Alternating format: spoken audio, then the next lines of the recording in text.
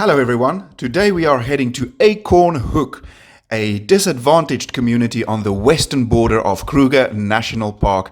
And today I'm going to show you two great ways how you can make a difference in wildlife conservation. If you remember correctly from our previous episode in the Kruger National Park, that the rhino, which is one of the big five, is currently being poached to the brink of extinction. So wildlife conservation is extremely important if we do not want to lose any more significant species. If you stick around till the end of this episode, you will see some crazy cool wildlife in rehabilitation. But our first stop today is an incredibly great charity that does amazing work in the local schools of Acorn Hook. This charity is called Eco Children, and their mission is to empower the children in rural Mpumalanga and Limpopo by developing their capacity to flourish and become catalysts of positive change in their families and communities. The core of their project focuses on eco-education, where they establish an eco-village and an eco-garden in all the schools in this area. The children of these schools are then required to maintain several keyhole vegetable gardens, which you will see later. Furthermore, they build infrastructure and develop a reading culture and support teachers in their work. The two largest benefits of this charity, in my opinion, is the fact that they make the local community aware of the importance of wildlife conservation, which makes them much less susceptible to bribes from poachers, as well as empowering children and young people to grow their own food in an environmentally sustainable way. Okay, so as you can see here, when they come, then we have international volunteers. Then we also have our team. Then in the school. Then what we do, then they build the structure that side. Then I to design the eco-vegetation from here. Then what we do when we come, then when the international volunteers and the community, the teachers and our team come together, then we divide it into small groups where we work all together. And by doing that, we build that friendship. We also catch up, like we start to know each other. Then that trusting bridge is starting to begin from there. Then the ownership, then it starts from there. Then what we do, we dig this one. We call this one a keyhole. Yes. So, but if you can look from above, it looks like a zebra spoor. Then the reason why we build this one is because it saves water and it's simple to irrigate and put the soil, then the fertilizers. Then when we put it like it's Like a small mountain almost. Yeah. So we build this one. We call it a basket on top. Then on this one, then we put compost inside. Then from the compost, then when we water, then it start from the top, and then it's filters down. Yes. If they are falling under elephant group, they are going to wear a green T-shirt. So meaning those kids are responsible to look after this keyhole. Okay. You see So if you can see there, you've got their names and yeah, everything. with the names, so those learners are responsible for monitoring the keyhole. Okay. So they need to give it water and plant and harvest. We want to not only focus on the knowledge. Like obviously, like if you work hard, you gain the knowledge and you get there. But some kids with situations back home don't necessarily have the time to study or to do what they want, or need to do, let me put it in that way. And then in that way, with wearing their shirt all the time, with good behavior, with working in the garden, they can actually catch up and also be rewarded. Okay, so when they build the school, the partner of the school, they also provide these garden tools to work with. So everything here, they brought it new. So our job is to make sure that everything looks as neat, as tidy as this. Then it's what we also teach the kids. Then we use this every day, but they must make sure that after we use them, we wash them and put it the way it is. And we monitor them that everything is neat and tight. This is the core of our project. This is almost the foundation where it all starts, because Eco Children wants to build up. We actually strive to whole school development, and we use this almost as a vehicle to get to where we want to get. So it starts with a project, and like she said, it works 50-50. That's why they have help from the community. And whenever we feel we have that good cooperation, they take care, they take ownership, they actually make it look like it looks here, we develop and we go a step further in our whole process. So from here we will see where school needs anything, the school needs actually, and that goes from building a kitchen. So when we can walk around and I can show you guys the kitchen, you will see the kitchen is very poor. It's not actually very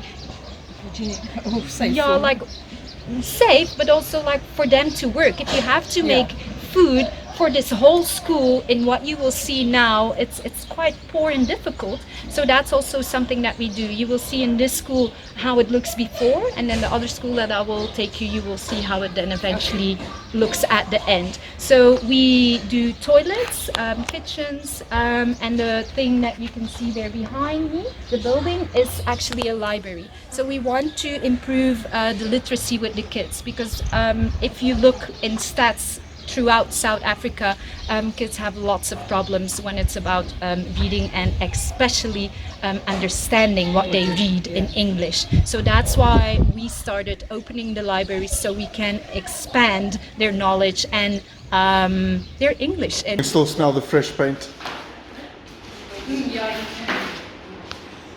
And so we need to fill this with books, eh? Yes, yes. We need books. Yeah. Yeah, building the library is almost the easy part. It actually is, yeah, and a fun part as well, because you can see how it grows again, like a little bit from the gardens. You can see it grow, and you know just what it will bring to the kids. Please feel free. Yes. Can you imagine in this heat? Yeah, that's like it's. So here is where they cook on the mill. Hello. Hello. How's it going? Very well, thank you. Oh, that's a big pot of food, isn't it? Thank you very much. Inside you will see that they have that they can cook on gas, but they still made an outdoor area when, say, that the gas runs out, or you never know that there's trouble, that there's a solution for them to still cook on open fire. Sorry ladies, sorry to disturb you in your lunch. Sorry to see. And you can tell it's being used. Yeah. Making food for the kids every day, it just so, and then you can just sorry ma'am. So they have an inside area and then the outside area to do the dishes. So usually here it's where they prepare the food, and then the storeroom is this side.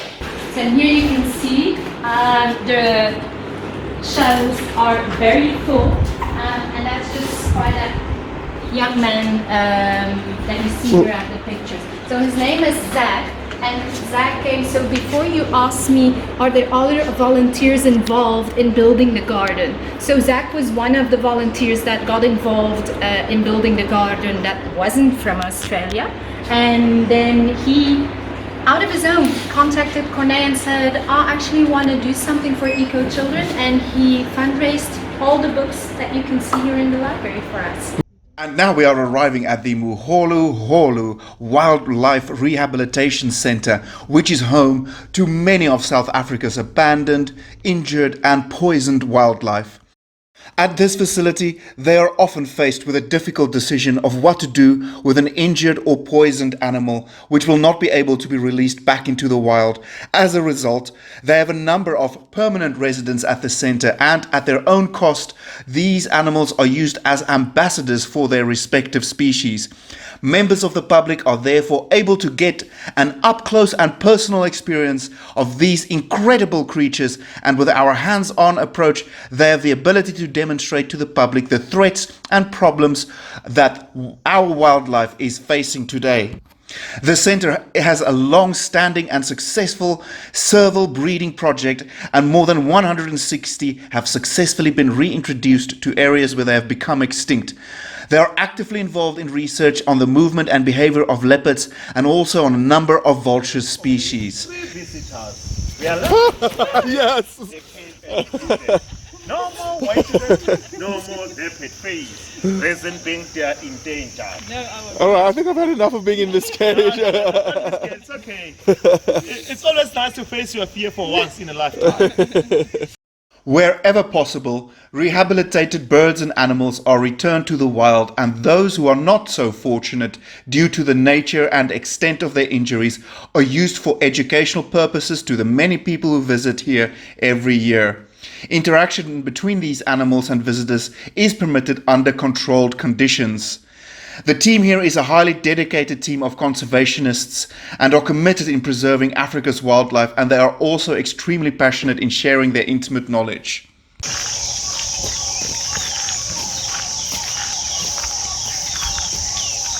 Vegan.